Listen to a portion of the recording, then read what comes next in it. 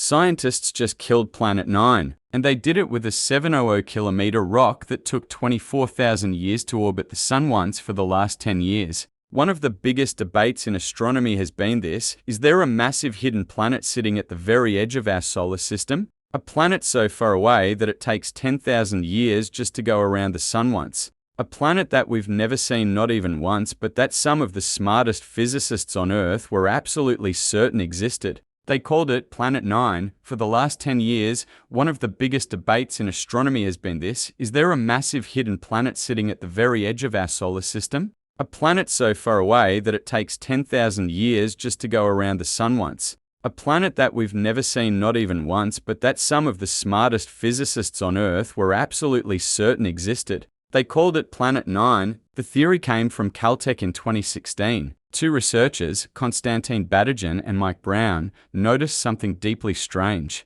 A group of icy rocks at the very edge of the solar system. Objects so far out that they barely get any sunlight were all orbiting in the exact same direction. And the odds of that happening randomly? They calculated 0.007%. That's basically impossible. By chance. Something massive had to be pushing them into line, something we couldn't see. This wasn't fringe science. Mike Brown is the same astronomer who discovered Eris, the dwarf planet that literally caused Pluto to be demoted. The internet calls him the man who killed Pluto. And he was now saying there was almost certainly a planet 9 times more massive than Earth, hiding in the dark, 500 times farther from the Sun than we are right now. The physics community erupted. NASA funded new searches. Thousands of hours of telescope time were redirected to find it. For a decade, Planet 9 was the most exciting unsolved mystery in planetary science. Then, in May 2025, 3 astronomers at Princeton and the Institute for Advanced Study found something they were not looking for.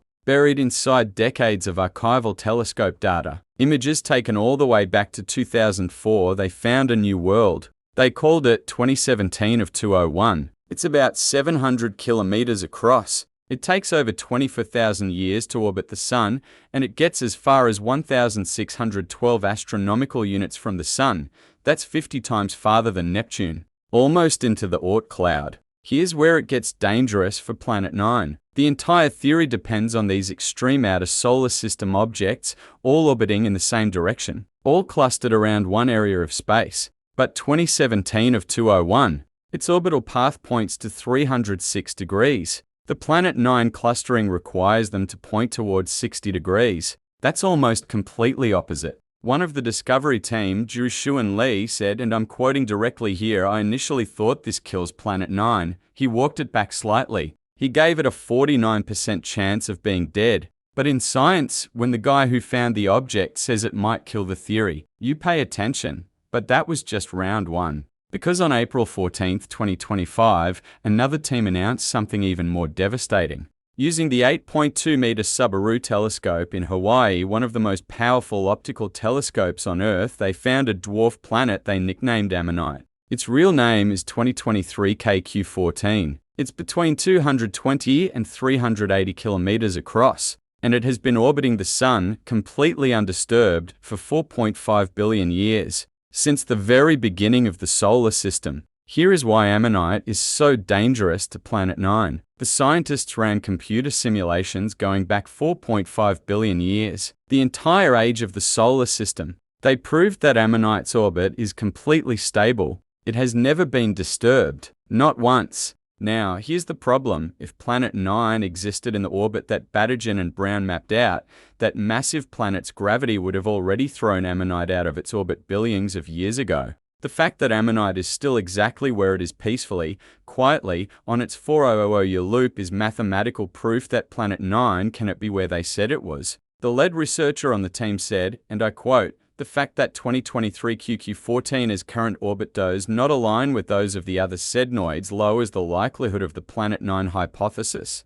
Let me give you the actual numbers so you can see this for yourself. The Planet 9 model predicts that all extreme outer solar system objects should have their orbital paths pointed toward roughly 60 degrees. Sedna, 311 degrees. 2017 of 201, 306 degrees. Ammonite, 271 degrees. The average is nowhere near 60. The clustering that supposedly proved Planet 9 existed, it's falling apart every time they find a new object. 78% of the original search area has already been ruled out by current telescopes. The space where Planet 9 was supposed to be is getting smaller every single year, so if there's no Planet 9, then what actually shaped the outer solar system? Because something did. Those strange orbits didn't come from nothing. And this is where it gets genuinely fascinating. The leading theory right now is that billions of years ago, when our sun was still a baby star packed into a dense stellar nursery with thousands of other stars,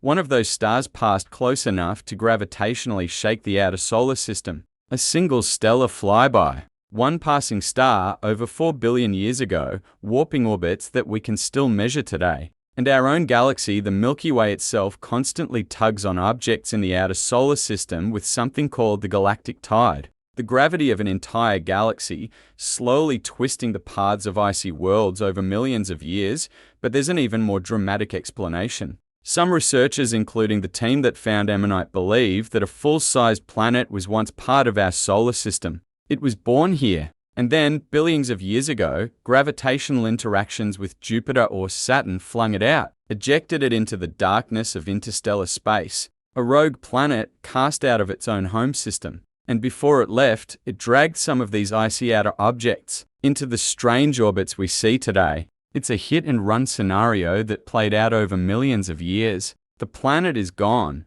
but the orbital fingerprints it left behind are exactly what we're still measuring, and then there's the theory that makes all of this even stranger. Published in April 2026 last month, a physicist named Tiberia Harko proposed something genuinely wild. What if there is a planet out there, but it's not made of normal rock or gas? What if it's a planet that has captured so much dark matter, the invisible substance, that makes up 85% of all matter in the universe, that it's being heated from the inside by dark matter particles annihilating each other? His calculations show that this kind of object would glow faintly in the infrared, not reflecting sunlight like a normal planet, but radiating its own heat at about 200 Kelvin.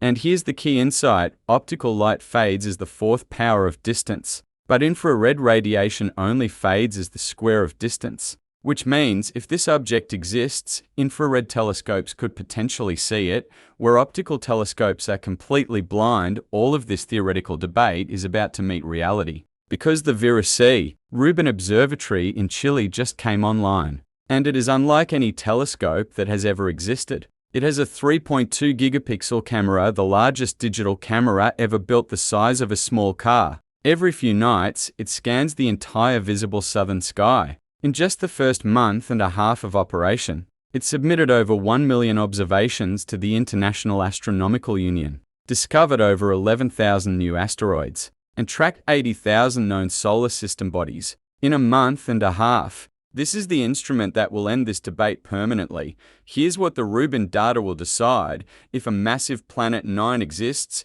it will almost certainly be detected within the next few years of survey data. There's simply no place left to hide at the scales and locations the theory predicts. But if the Rubin Observatory maps thousands of outer solar system objects and finds them evenly distributed in every direction, breaking the clustering that started all of this, then the Planet 9 hypothesis is officially finished, dead, and what we're left with is a solar system shaped by ancient stellar encounters, galactic tides, and the ghosts of planets that were born here and then thrown out into the dark. 78% of Planet 9's predicted location has already been eliminated by existing surveys. Rubin will handle the rest, and look, the reason this matters beyond just science is that Planet 9 has completely captured the human imagination in a way that very few astronomical theories ever have. Rose McGowan released an entire album called Planet 9. The Grammy-winning artist MYA runs her independent music label called Planet 9. There's a feature film called The Ninth Planet, releasing in 2026, about a man who starts remembering a past life on a hidden world. There's a petition from a 10-year-old kid in Florida to get Pluto's planetary status restored. A fourth grader writing letters to NASA because people feel something profound about the idea that there's a world out there, hidden, massive, shaping everything around it through invisible gravity that we've never seen. And whether Planet 9 ultimately turns out to be real, or a dark matter object, or the orbital ghost of an ejected rogue world, or nothing at all. The search for it has permanently changed how we understand the edges of our own solar system. Here's where we are right now in April 2026. Planet 9 is not confirmed, but it's not dead either. What we know for certain is that the outer solar system is far stranger, far more ancient, and far more chaotic than anyone imagined 10 years ago. And the Rubin Observatory is going to give us the final answer within the next 3 years. I'm going to keep tracking this. Every new discovery, every new paper, every new dwarf planet they find out in the dark, I'll be breaking it down here. So if you don't want to miss the moment they finally settle this, follow this channel right now. And drop a comment, do you think Planet 9 is real? I'm genuinely curious where you land on this.